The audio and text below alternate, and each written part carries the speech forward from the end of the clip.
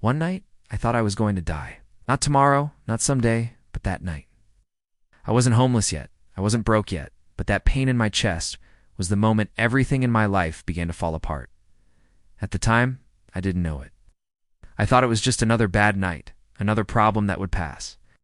I had no idea that this single moment would quietly rewrite my entire future. Before that night, my life looked simple, maybe even boring to some people. But to me, it felt stable.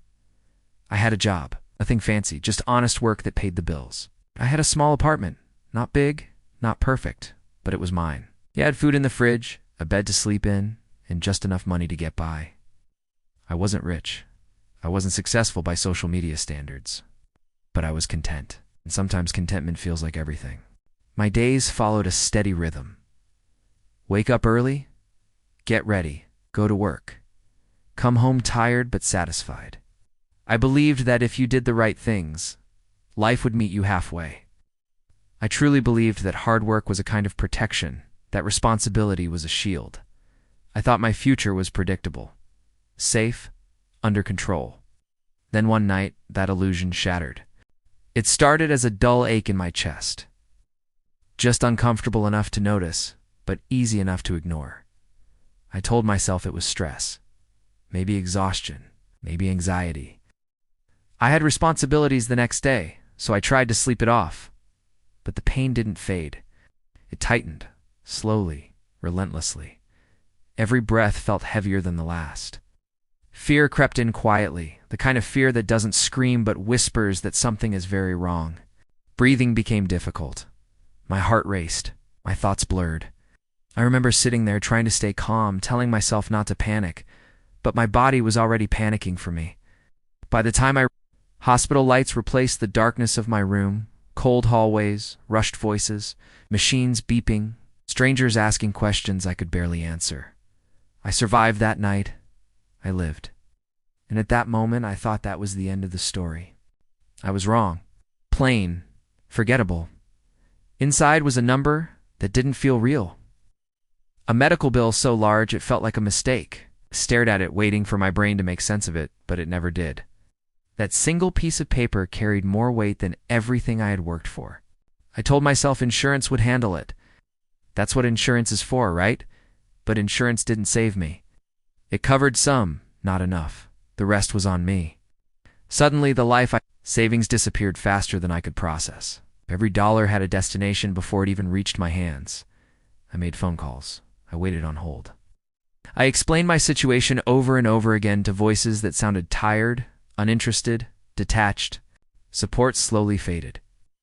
Friends listened at first, offering sympathy, but sympathy has a time limit. Conversations got shorter. Messages stopped coming. Family told me to figure it out, like this was a personal failure instead of a system collapsing on me. I realized something painful during that time. When you are drowning, most people don't jump in to save you. They just hope you figure out how to swim. Bills piled up. Stress followed me everywhere. Sleep became rare. When I did sleep, it was shallow and restless. Shame crept in, quietly, constantly. I felt embarrassed for struggling, embarrassed for needing help, embarrassed for being weak. Even though I had done nothing wrong, I felt like I had failed some invisible test. Eventually, I lost the apartment. Watching my life fit into boxes was one of the most humiliating moments I've ever experienced. That place wasn't just walls and furniture. It was proof that I belonged somewhere, and when it was gone, a part of me disappeared with it. Not long after, I lost my job too. It's hard to focus on work when survival becomes your full-time responsibility. And just like that, everything I thought defined me was gone. Nights became the hardest part. Too quiet, too long, sitting alone, staring at nothing, replaying every decision I had ever made, wondering where I went wrong. I questioned my worth, my future, my purpose. There were moments when the weight of it all felt unbearable. Moments when waking up felt harder than sleeping. Moments when I wondered if disappearing would hurt less than continuing. But something strange happened at my lowest point. One morning, after another sleepless night, I watched the sun rise. Slowly. I realized that rock bottom wasn't shouting at me. It wasn't dramatic. It was calm. Still honest, rock bottom wasn't the end. It was the place where excuses stopped working. I couldn't change. I couldn't rewrite the past. I couldn't undo the damage. But I could choose what I did next. That realization didn't fix my life overnight. It didn't magically solve my problems, but it gave me something I hadn't felt in a long time: control. I started small, painfully small, one decision at a time. One step forward, even when it felt pointless. No shortcuts, no quick fixes. Discipline, consistency, showing up even when motivation was gone, especially when motivation was gone.